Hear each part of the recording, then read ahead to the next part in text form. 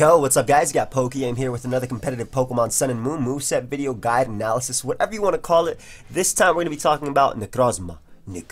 I'm sorry, I'm going to be saying it a lot like that during the live. Probably not this, that's the only time I said that, but during the live I'll probably say it a lot like that.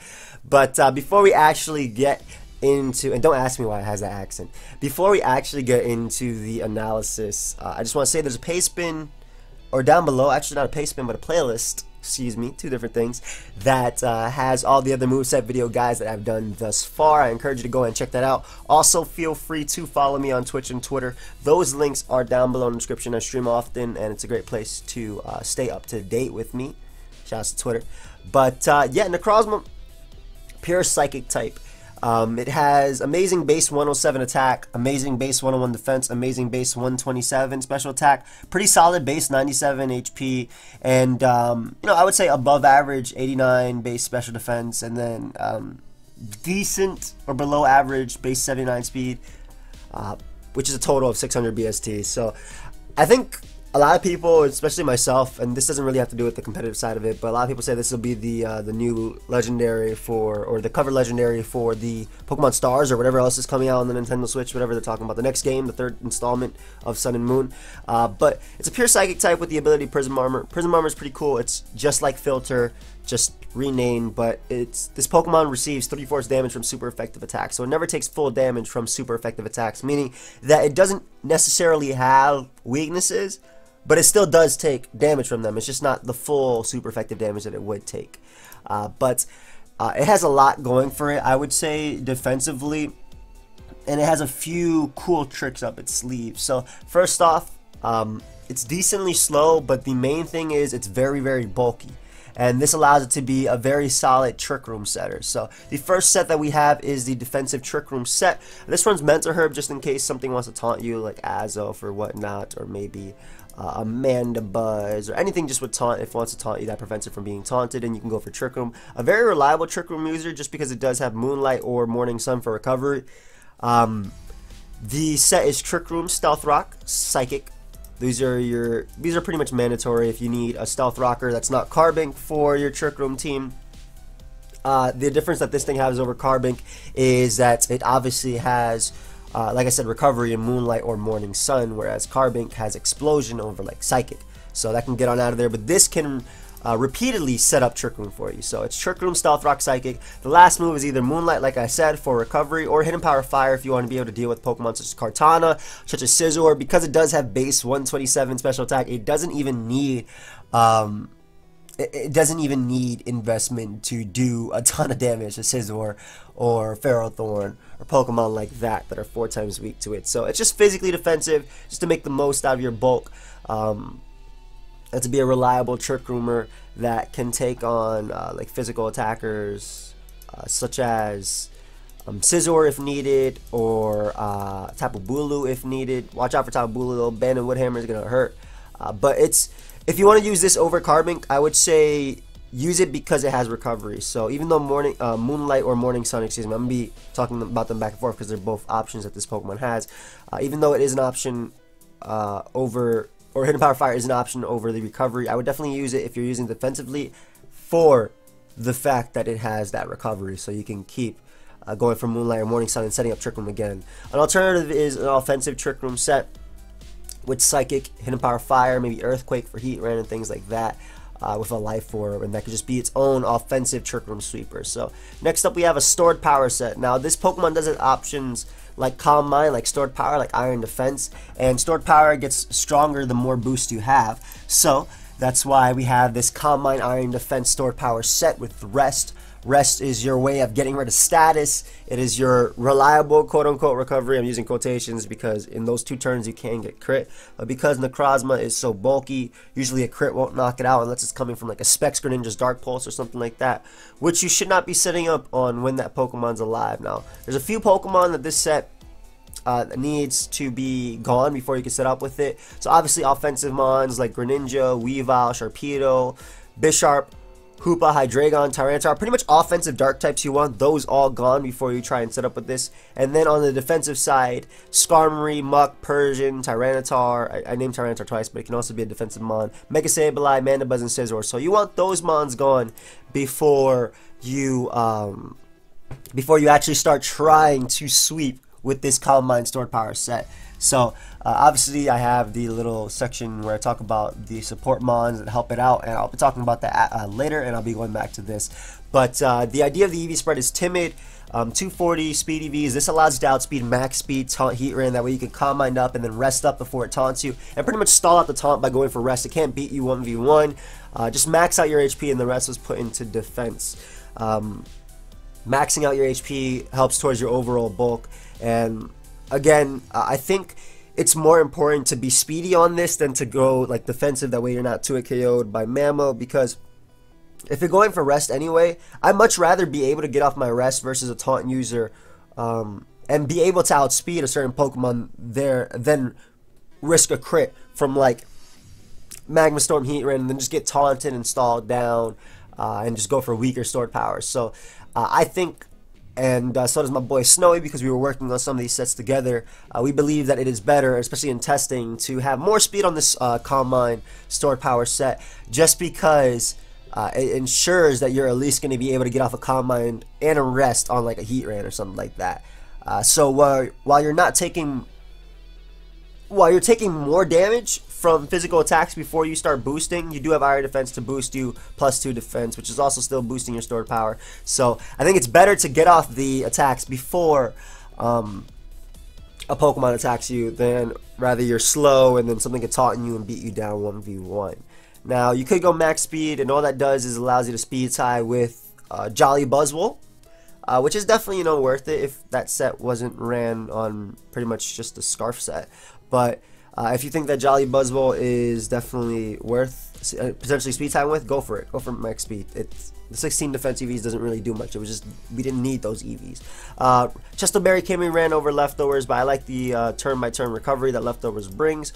Even though Chesterberry obviously gives you that one-time rest, while not activating on like a burn or toxic or stuff. Like a one-turn rest pretty much immediately as you go for it. But I like Leftovers just for longevity. And that might be the difference between a 2-hit KO or a 3-hit KO on Necrozma. Now, next up we have the offensive Stealth Rock option. This is just going to run enough speed again for Heat Ran. I tossed Lucario into that mix, or at least Adamant Lucario, even though it's not too much of an issue. It's probably Extreme Speed you anyway, but if it has Crunch or something like that. But it's an offensive Life Form variant. This is if you want like an offensive Stealth Rocker that can beat Heat Ran, which there are a few of them, like Landorus and things like that. But Necrozma is a little bit different because it can function as a lure. A lot of people would expect an offensive Life Form Necrozma, so you can use Life Form Hidden Power Fire, deal damage to Scizor, deal damage to Skarmory, deal damage to Ferrothorn, Stealth Rock Psychic, Hidden Power Fire, and Earthquake. Earthquake again is only there just for Heat Ran because it's something that that can obviously take your 2 other attacks. And again, a more offensive variant. I believe your Life Orb Earthquake does 98% minimum to max HP Heat Ran. It's something around there. But that's 2 offensive trend. So with Stealth Rock up, you can knock out offensive trend 100%. And there is obviously defensive trend, which just needs a little bit of prior damage, but it can't do anything to you, and you'll be able to Earthquake it. Again, you can run max speed if you want to be able to speed tie with Jolly Buzzwole at that. But I just used the speed that I felt we needed, and the rest was just dumped into attack just to boost your Earthquake. But it's just a more offensive option, maybe to lure Heat Ran. Maybe you want to pair this with like a Swordsdance Scizor, and this can lure Heat Ran as well as Magnezone, which think they could just, oh yeah, we could take the Psychic and do nothing. Oh, you can hit them with Earthquake. Earthquake also hits Marowak, but it's mainly for Heat Ran and Magnezone if you want something to support well with Mega Scizor. So Stealth Rock support, speaking of which, it's a more defensive variant. Pretty much the Trick Room set, just with Leftovers. This Pokemon does have a lot of status options. Well, not a lot, but Thunder Wave. And it obviously has Thunder Wave. It obviously has the Toxic if you want to run that. But it has a few options like that it can run. So Thunder Wave, obviously crippling your opponent. You're going to be luring in a lot with this mon anyway. Steel types in particular that I've been talking about. Scizor, Heat Ran. Psychic is your main offensive option. Morning Sun, I just keep swapping between Morning Sun and Moonlight because I can never choose, man. I like the sun, I like the moon. And then Stealth Rock. So it's just a defensive, physically defensive Stealth Rocker. It can tank hits. and just spread status, and that's the idea of Necrozma if you're using it as a stealth rocker. You can also run Rocky Helmet. That's definitely an option on this. I know MV likes to run that a lot, just to chip away at your opponent. And most physical attackers, you are going to be living a hit from, even if it's like a banned physical attacker. And you can just Thunder Wave that boy, cripple them, Moonlight up, recover up, get a little bit of chip damage, Rocky Helmet, obviously leftovers as well. Now, Necrozma actually has a better physical move pool than it does a special move pool, and we know it doesn't have a bad attack stat, base 107. So the next set we have is the Swords Dance Life Orb set. Now, like I said, it does have a really solid physical move pool. Swords Dance, you can run. Okay, so the first option is Swords Dance. It's called a Swords Dance attacker, so Swords Dance is obviously there. Next one that's Slash is Earthquake or Brick Break. Earthquake, obviously hitting Pokemon like Magnezone, Heatran for more immediately, as well as Toxic Spec, so you do have Psycho Cut for that. But Brick Break allows you to knock out Tyranitar. You can also use the PokeaimMD for all-out pummeling, do some damage to Kartana as well, knock that boy out with a +2 all-out pummeling. Same thing with Heatran, and do more damage to Skarmory and Celesteela, but Earthquake otherwise is the option. Psycho Cut is your main form of stab. It's your Psychic Stab, allows you to deal with Toxapex at +2. And then the last move is either Stone Edge or Moonlight. Now, you can run Lumberry on this set. You can run Subsalic on this set if you want to boost. You can run a Totemize, Swords Dance if you want to boost your speed and attack. Rocky MZ is cool with Stone Edge as well. Makes Stone Edge extremely strong. Continental Crush does more. You can also run Psyche MZ for Psycho Cut.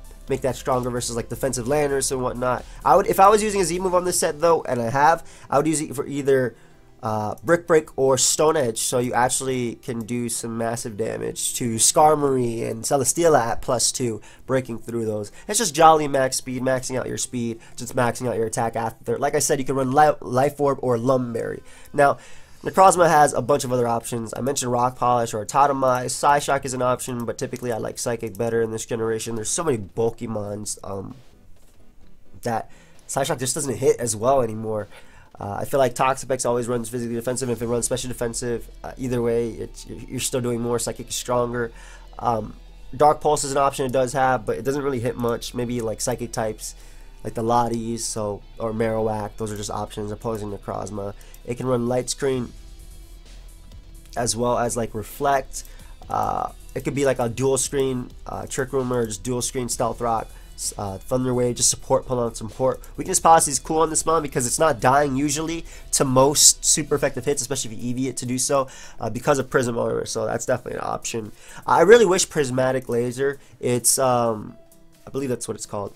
I really wish Prismatic Laser, which is a really cool 160 base. Yo, I swear, when I was catching this thing in Sun and Moon, this ball was putting me down. 160 base power, 100% accurate, special Psychic type attack. I really wish it was like Draco Meteor or like Flare Cannon, or Leaf Storm, I guess, or Overheat. I saw somebody comment that people never compare it to that, man. Sad face. I was like, okay, yeah, I got you, bro. I compared it right there.